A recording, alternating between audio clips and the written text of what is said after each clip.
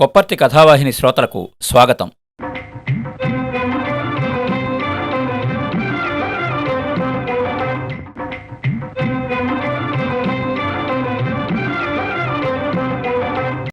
కథాభిమానులకు నమస్కారం.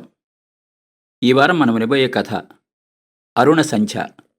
రచయిత్రి శ్రీమతి పి సత్యవతి. అరుణ సంధ్య కథ.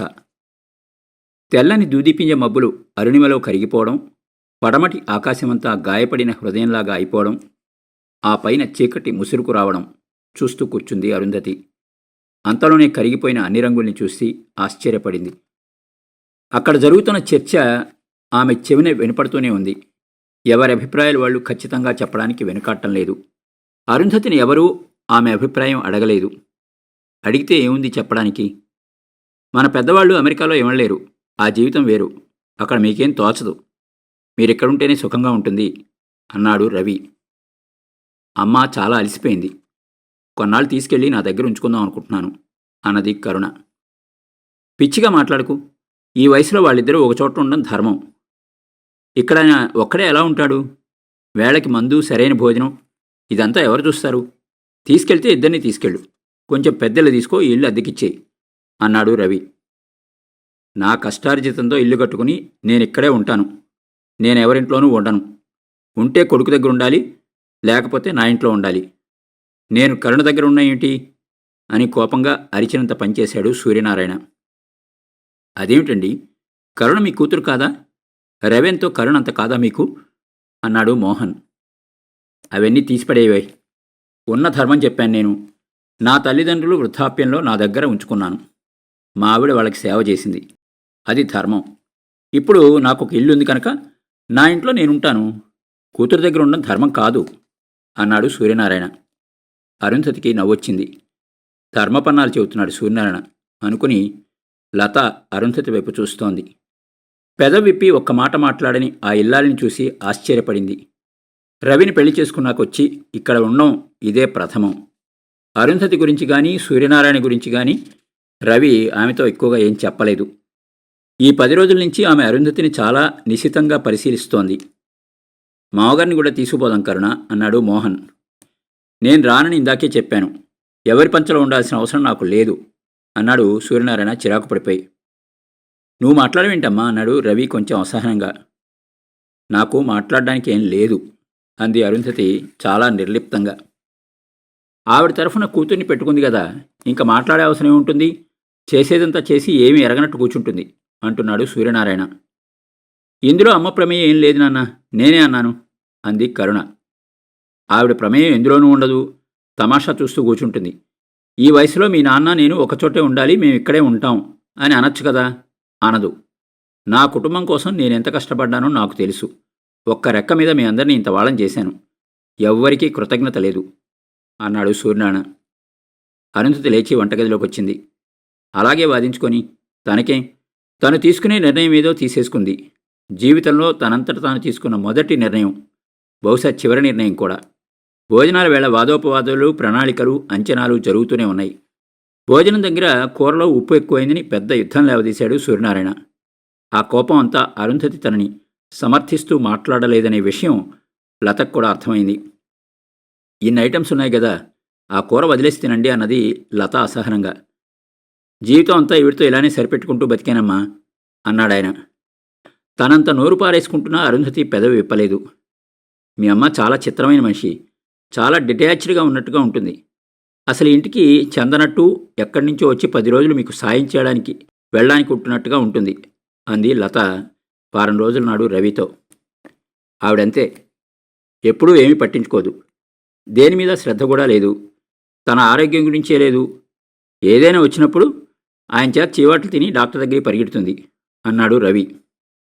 ఆ సమాధానం లతకి ఏమాత్రం నచ్చలేదు. తను యుఎస్ నుంచి వస్తూ అత్తగారి కోసం చాలా వస్తువులు తెచ్చింది. పగడాలని, ముత్యాలని, నాన్ స్టిక్ వంటపాత్రలని, డిన్నర్ సెట్టు. అవన్నీ చూసినప్పుడు కూడా ఆవిడ మొహం మీద రవ్వంత సంతోషం కనపడలేదు. ఈ పగడాలు, ముత్యాలు వేసుకుని ఈ నాన్ స్టిక్ పెనాల మీద నాజూకు దోశలు పోసుకుంటూ అతిథులకి అమెరికా డిన్నర్ సెట్లో అన్నం వడ్డిస్తూ ఇంకా ఎన్నాళ్ళు సూర్యనారాయణ భార్యకి అనుకుంది అరుంధతి అన్న విషయం లతకి తెలియదు. ఉండడానికో ఇల్లుండి ఉన్న పిల్లలిద్దరూ చక్కగా స్థిరపడి వాళ్ళకి నచ్చిన జీవిత భాగస్వాముల్ని ఎంచుకుని పెళ్లి చేసుకుంటే ఈ వయసులో ఎంత గర్వంగా, ఎంత దర్జాగా, ఎంత ఆనందంగా ఉండాలి ఆ తల్లి. లతకి వాళ్ళమ్మ గుర్తొచ్చింది. ఆవిడ చేసే ఆర్భాటం గుర్తొచ్చింది. మా అమ్మాయి అమెరికా నుంచి ఇవన్నీ తెచ్చింది అంటూ పడే ఆనందం గుర్తొచ్చింది. 50 ఏళ్లు దాటినా ఇంకా చక్కగా ముస్తాబైపోయి హుషారుగా కబుర్లు చెబుతూ ఎంత పని చేస్తూ ఉంటుందో ఆవిడ. వాళ్ళిద్దరికీ అడుగడుగునా కనిపించే తేడా 10 రోజులుగా అర్థం చేసుకోవడానికి ప్రయత్నిస్తోంది లత. అన్నయ్య ఢిల్లీలో ఉంటాడు. తన దగ్గరకు రమ్మంటే నాన్నకన్నా ముందే అమ్మ చెబుతుంది, మేము రావురా అబ్బాయి, ఇది మా ఇల్లు, ఇక్కడ మేము హాయిగా ఉంటాం, ఇష్టం వచ్చింది వండుకుంటాం, హాయిగా ఇంటి నిండా పుస్తకాలు పేపర్లు విరజిమ్ముకుంటాం, కావాలంటే శుభ్రం చేసుకుంటాం, లేదంటే లేదు, మా సామ్రాజ్యం ఇది, దీనికి నేను రాణిని, మీ ఇంటికి మీ ఆవిడ రాణి, తెలిసిందా అంటుంది. ఈవిడ ఈ అరుంధతి మొహంలో ప్రకాశం లేశం కూడా చూడలేత్తను. రవితో తనతో కరుణతో కబుర్లు చెబుతూ తమని గౌరవిస్తూ ప్రేమిస్తూ ఉండే సూర్యనారాయణ అరుంధతిని ఎంత చేదరించుకుంటాడో, ఎంత తిరస్కారంగా సమాధానాలు చెబుతాడో లత గత 10 రోజులుగా గమనించింది. ఆ ఇంట్లో ఏ నిర్ణయం తీసుకున్నా అది ఏకపక్ష నిర్ణయమే. అధికారాలన్నీ సూర్యనారాయణవే, అంతిమ నిర్ణయాలన్నీ అతనివే. 30 సంవత్సరాల దాంపత్య జీవనం ఆ ఇద్దరి మధ్య ఏ అనుబంధాన్ని చిగురింప చేయలేదు అంటే లతకి ఆశ్చర్యంగా ఉంది. సూర్యనారాయణ కొడుకు రవి తనకి జలుబు చేసినా మంచం మించి లేవలేకపోయినా కాఫీ తెచ్చి చేతికిస్తాడు. అటువంటి రవి తల్లి దగ్గర కూర్చుని ఆవిడతో ఒక గంటన్నా మాట్లాడినట్టుగా లేదు. తనైతే అలా ఉండలేదు. 2 ఏళ్ల తర్వాత ఇంటికొస్తే అమ్మతో నాన్నతో చెప్పడానికి ఎన్ని కబుర్లుంటాయో, వాళ్లలో ఏమేం మార్పులొచ్చాయో, ఎంత చిక్కిపోయారో అన్నీ పరిశీలిస్తుంది. ముందు అమ్మకి దగ్గరగా కూర్చుంటుంది. భుజం మీద చెయ్యి వేస్తుంది. ఆ స్పర్శ చాలు. కానీ రవి అసలు వాళ్ళమ్మని ఒక్కసారి కూడా ముట్టుకోలేదు. కనీసం ఆవిడ కూరగాయలు కోసుకుంటుంటే దగ్గర కూర్చుని కబుర్లైనా చెప్పడు. ఆవిడెప్పుడు అంతే అంటాడు. ప్రతిదానికి అతనికి తండ్రి మీద అభిమానం. ఇద్దరూ వరండాలో కూర్చుని కబుర్లు చెప్పుకుంటారు. తనని మంచి స్కూళ్లలో చేర్చి చదువు చెప్పించాడు, అమెరికా పంపించాడు, అడిగినంత డబ్బు లేదనకుండా ఇచ్చాడు, లతని పెళ్లి చేసుకుంటానంటే సమ్మతించాడు, కట్నం వద్దన్నాడు. పైకి అలా ఉంటాడు కానీ మా నాన్న చాలా మంచివాడంటాడు. కరుణకు కూడా తండ్రి మీద ఎలాంటి కంప్లైంట్స్ లేవు. రవితో సమంగా చదువు చెప్పించాడు. ఆడపిల్ల అని తేడా చూపించలేదు. మోహన్ని పెళ్లి చేసుకుంటానంటే సరే అన్నాడు. ఇంత మంచివాడు ఆవిడ్ని ఎందుకలా వేపు తింటాడు అన్నది లత. ఎందుకో వాళ్ళిద్దరికీ పడదు. మొదట్నుంచి అంతే. ఆవిడెప్పుడూ దిగులుగా ఏదో పారేసుకున్నట్టుగా ఉంటుంది, హుషారుగా ఉండదు. అయినా మాకేం లోపం చేయలేదు, మమ్మల్ని బాగానే పెంచింది అంటుంది కరుణ. వాళ్ళిద్దరికీ తండ్రి మంచివాడే. కరుణ తల్లిని కనిపెట్టి ఉంటుంది, వెంట వెంట తిరుగుతూ ఉంటుంది. నేను వెళ్ళిపోతే అమ్మకేమీ తోచదు అని కళ్ళనీళ్ళు పెట్టుకుంది. అమ్మా నాన్న తనతో ఉంటే బావుండును అంటుంది. అరుంధతి ఏమీ అనదు. అంటే ఎక్కడ ఉన్నా ఒకటేనా, ఎలాగైనా బ్రతకచ్చా? భోజనాలయ్యాక అరుంధతి సూర్యనారాయణకి వరండాలో మంచం వేసింది. నవారలిక పట్టె మంచం బరువైంది. ఆవిడ మోసుకొస్తుంటే మోహన్ అందుకుని వరండాలో వేశాడు. రోజు ఇక్కడే పడుకుంటావు కదా, ఈ మంచం ఇక్కడే ఉండనివ్వకూడదు అన్నాడు రవి. నవారు మాసిపోతుంది, పైగా వరండాలో ఎదురుగా మంచమేమిటి అన్నాడు సూర్యనారాయణ. మంచం మీద మెత్తటి పరుపు, ఇస్త్రీ దుప్పటి వేసింది. 2 తలగడలు పెట్టింది. మంచం పక్కన ముక్కాలిపీట మీద మంచినీళ్ళ కూజా పెట్టి దానిమీద గ్లాస్ బోర్లించింది.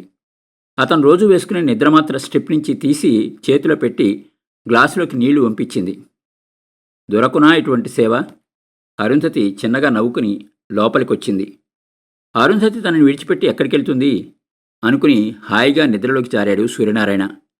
అవును, అరుంధతి ఎక్కడికెళ్తుంది? ఏం, అరుంధతి ఎందుకు వెళ్ళదు? వెళుతుంది, ఇవాళే ఇప్పుడే. కొంతసేపు కబుర్లు చెప్పుకుని యువజంటలు ఎవరి గదుల్లోకి వాళ్ళు వెళ్ళి నిద్రపోయారు. తనూ నిద్రపోతుంది. సుఖనిద్ర. జీవితానికంతటికీ ఒకే ఒక సుఖనిద్ర. అంతా లక్షణంగా జరిగిపోతుంది. ఎవరికీ ఏ కష్టమూ ఉండదు. ఎవరూ ఎక్కడి నుండి శ్రమపడి రావక్కర్లేదు. జీవితంలో అనేకసార్లు తల ఎత్తి నిర్దాక్షిణ్యంగా అణిచివేయబడ్డ కోర్కె ఇప్పుడు తీరుతుంది. అరుంధతి ఎక్కడ ఉండాలి అనే చర్చ ఇక ఉండదు. అరుంధతి ఎక్కడ ఉండాలో కనీసం ఇప్పుడు అరుంధతే నిర్ణయిస్తుంది.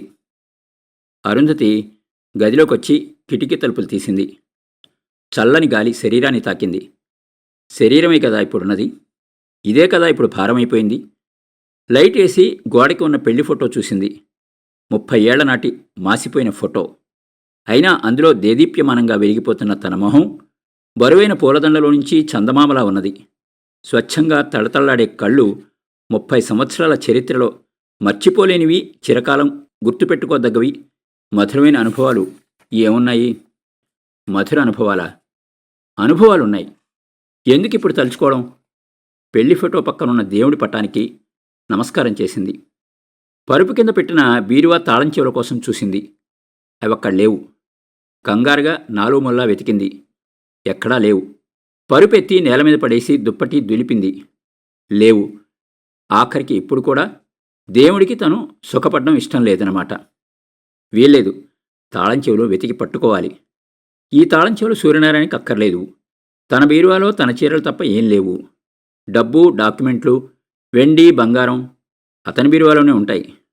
అయోమయం, తెలివి తక్కువ, దేభిమోహం, పరాకు మొదలైన గుణాలన్నీ పుణికిపుచ్చుకున్న అరుంధతి అధీనంలో అవేవీ ఉండవు. దొరకలేదు తాళం చెవులు. అసలు సాయంత్రం వరకు బొడ్లోనే దోపుకుని తిరిగింది వాటిని. సాయంత్రం స్నానానికి వెళ్తూ పరుపు కింద పడేసింది. రేపు సాయంత్రం కరుణ ప్రయాణం. రవికి ఇంకా 15 రోజులుంది. ఎవరూ ఇబ్బంది పడకూడదు. ఇప్పుడు లైట్లేసి ఇల్లంతా వెతికితే అందరూ లేస్తారు. పర్లేదు, ఏదోటి చెప్పచ్చు. కానీ తాళం చెవులు కనిపించి తీరాలి. ఎవరో తలుపు కొడుతున్నారు. ఎవరో తీయకపోతే ఇంకా కొడతారు. కళ్ళు తుడుచుకుని, మొహాని పట్టిన చెమట తుడుచుకుని తలుపు తీస్తే ఎదురుగా తాళం చెవుల గుత్తితో లత. పాలిపోయిన మొహంతో నిలబడింది అరుంధతి. తాళం చెవులు ఇస్తాను గాని నిద్రమాత్రల సీసా ఇవ్వను. ఒక మాత్ర కావాలంటే ఇస్తాను అన్నది. సిసరైన పిసరైన సానుభూతి లేని గొంతుతో. అరుంధతి మాట్లాడలేదు. ఇలాంటి పిరికివాళ్ళంటే నాకిష్టం ఉండదు. మీ ఆలోచనలని నేను కనిపెడుతూనే ఉన్నాను. అసలెందుకు ఇలా హఠాత్తుగా వెళ్ళిపోదలుచుకున్నారు? నిలదీసి అడుగుతోంది. హఠాత్తుగానా? ఇప్పుడే వచ్చిందా ఈ ఆలోచన? కాదు. 28 ఏళ్ల నాడు పక్కింట్లో చదువుకునే విద్యార్థి మంచినీళ్ళు అడిగితే ఇచ్చినప్పుడు సూర్యనారాయణ తనకి ఆ విద్యార్థికి మధ్య అక్రమ సంబంధం ఉందని అర్థం లేకుండా మాట్లాడినప్పుడు, తనని చెంపదెబ్బ కొట్టినప్పుడు అప్పుడు రాలేదా ఈ ఆలోచన? వచ్చింది. కానీ అప్పుడు కడుపులో రవి. ఇంకో 10 రోజులకో ఏమో భూమి మీదకి రాబోతున్న రవి. పోనీలే, వీళ్ళందరికీ మంచినీళ్ళు లేకపోతేనే కిటికీ తలుపులు మూసేస్తే సరిపోతుంది. అప్పుడేమిటి, ఇంకా చాలాసార్లు వచ్చింది. మరిగే కాఫీ నెత్తిమీద పోసినా, తినే అన్నం మొహానికి పులిమినా, పుట్టింటికి వెళ్ళి 10 రోజులుండి వస్తే పగిలిపోయిన గాజులు, ఎండిపోయిన పువ్వులు, ఖాళీ కండోం ప్యాకెట్లు ఊడ్చేసుకుని, పరుపులు ఎండేసుకుని, ఇల్లు డెట్టాలతో కడుక్కుని మళ్ళీ సుఖంగా కాపురం చేసుకునేటప్పుడు చాలాసార్లు వచ్చింది ఈ ఆలోచన. ఎప్పుడు ఈ ఆలోచన వచ్చినా బిక్కుబిక్కుమంటూ కొంగు పట్టుకు తిరిగే పిల్లలు, సవతి తల్లి పెట్టే బాధలు, తల్లిపోయిన దుఃఖంలో పాడైపోయే భవిష్యత్తు, ఆడదానికి ఎన్నున్నాయో చావనేయకుండా బంధించే పరిస్థితులు. ఉంటే ఉండు, పోతే పో, నా ఇష్టం అనే పాలసీని సూర్యనారాయణ అప్పటికీ ఇప్పటికీ పాటిస్తూనే ఉన్నాడు. పోతే పోవడానికి కనపడని సంఖ్యలను ఉంటే ఉండడమే మిగిలింది. ఇప్పుడు పిల్లలు బిక్కుబిక్కుమనరు, కళకళలాడుతున్నారు, కాళ్ల మీద నిలబడ్డారు, సంఖ్యలు తెగిపోయాయి. ప్రేమ సంబంధాలుంటే బతకాలి. అధికార సంబంధాలు, సంప్రదాయాలు, ధర్మాలతో తనకేం పని? తనొక్కదానికైనా ధర్మాలు? అవమానాలు, చిత్కారాలతో సాగిన దాంపత్య జీవితాన్ని తలుచుకుని మురిసిపోవడానికి సాగించాలా ఈ బ్రతుకు? అతను మంచి తండ్రి కావచ్చు, మంచి భర్త కాడని వీళ్ళు ఎరుగరా? వీళ్ల తీర్పులు, ఓదార్పులు తనకెందుకు? వచ్చిన పని అయిపోయింది. ఎవరికీ అపకారం చేయలేదు, ఎవరినీ నష్టపరచలేదు. కన్నీళ్లు కార్చినా, దుఃఖంతో అవమానంతో వేగిపోయినా ఎవరి ముందు ఆ బాధని వెళ్ళగక్కలేదు. ఎవరి మనశ్శాంతి భగ్నపరచలేదు. తనలో తనే కాలిపోయింది. తన బ్రతుకు మీద నిర్ణయం ఇప్పుడు కూడా ఎవరికీ వదలదు. ఏం చదవాలో నాన్న నిర్ణయించాడు. ఏ బట్టలు కట్టుకోవాలో, ఎలా మాట్లాడాలో, ఎవరిని పెళ్లాడాలో అన్నీ సమాజము, నాన్న నిర్ణయించారు. ఏం వండాలో, ఎంత తినాలో, ఎప్పుడు నవ్వాలో, ఎందుకు నవ్వకూడదో, ఎలా బతకాలో సూర్యనారాయణ నిర్ణయించాడు. ఎక్కడుండాలో, ఎందుకుండాలో, ఏది ధర్మమో ఇప్పుడు పిల్లలు నిర్ణయిస్తున్నారు. భేష్. అరుంధతి కళ్ళు అగ్నిగోళాల్లాగా ఉన్నాయి. అవమానజ్వలిత ద్వేషాగ్నిజ్వాలలు ఎగజిమ్ముతున్నాయి. కరీన కుంకుమ అంతటా పులుముకున్న ఆమె ముఖం అస్తమయ సూర్యబింబంలాగా ఉన్నది. ఎర్రచీర ధరించిన అరుంధతి మండుతున్న మంచి గంధం చెట్టులాగా ఉన్నది. లతకి తన తల్లి గుర్తొచ్చింది. వెన్నెలలు విరజమ్మే పున్నమి జాబిలిలాగా ఉంటుంది. ఆవిడికి జీవితం ఉంటే అపారమైన ప్రేమ. అందుకు కారణం అర్థమైంది లతకి. గదిలో ఘనీభవించిన నిశ్శబ్దం. ఎవరూ పెదవి విప్పడం లేదు. చాలాసేపటి తరువాత కిటికీ దగ్గరకు వచ్చింది లత. దూరంగా తెల్లవారుతున్న వెలుగు. నెమ్మదిగా అరుంధతిని సమీపించి ఆమెని దగ్గరగా పొదువుకుంది. సంవత్సరాలుగా గడ్డకట్టిపోయిన దుఃఖం ఆ వెచ్చని స్పర్శతో కరిగి కన్నీరు వరదయింది.